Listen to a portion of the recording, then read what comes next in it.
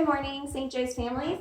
Ms. Crumpleman asked me if I would kind of give you a peek into what we are doing to survive these days and what's working and what's not. So I'm just going to give you a little tour of how we have things set up and how it's been going for us this week. So I think the first thing that we did is we tried to give each person some space to work.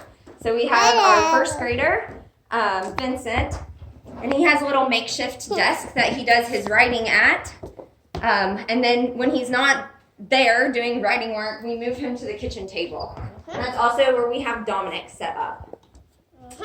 And so just one piece of advice that we found that's working for us is that our little ones do a lot better when we do the non-computer work first, and we motivate them then with that screen time to get on and do their math lessons or the phonics or the spelling city, whatever's been assigned to them. So that's kind of been the groove that we found that's worked. Of course, we have smaller kids who aren't in school and who are used to just being at home with me during the day. So it's been an adjustment for them too. And I'll kind of show you some space that I'm creating for them.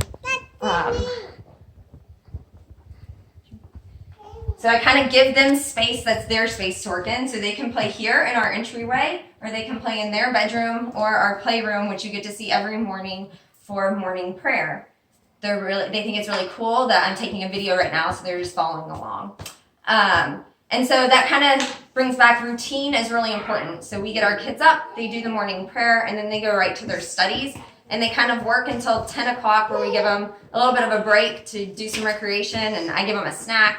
And then that takes them through till lunch. And then after lunch, they all kind of have some quiet time. These kids go down for a nap so that I can try and get some things done around the house. Our older kids each use their bedroom kind of for space. So you can peek in to Isaac's bedroom. That's where he does work. And then Claire,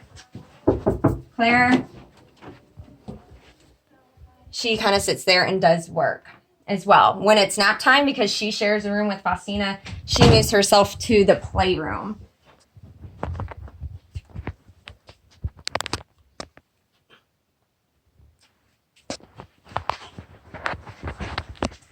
And you can see we have like piles of laundry around the house. That's just kind of what's happening right now. It's all about flexibility for everyone. So during nap time, when everyone just needs some space from each other, Dominic will even move to our bathroom and he'll do his work there so that everyone can just kind of have some downtime to do their work. So another thing just to encourage you is you're going to have to find a routine that works for your family and just allow yourself flexibility because everyone's trying to learn how to do work with people in small spaces. Another thing that's really worked, I talked about what I did for my little ones, kind of finding that their computer work comes after their paperwork that they have. I've kind of just given my older kids independence. I try not to hover over them. If they have a question, they know they can come ask. But I'm really just kind of giving them wings to soar to do this by themselves and to communicate with their teachers. And that seems to be working for now. So I hope that is helpful information. As the parent kind of getting used to this too, just be merciful and compassionate to yourself. It's a learning curve for everyone, and to just be willing to experiment with it and see what fits your family schedule the best.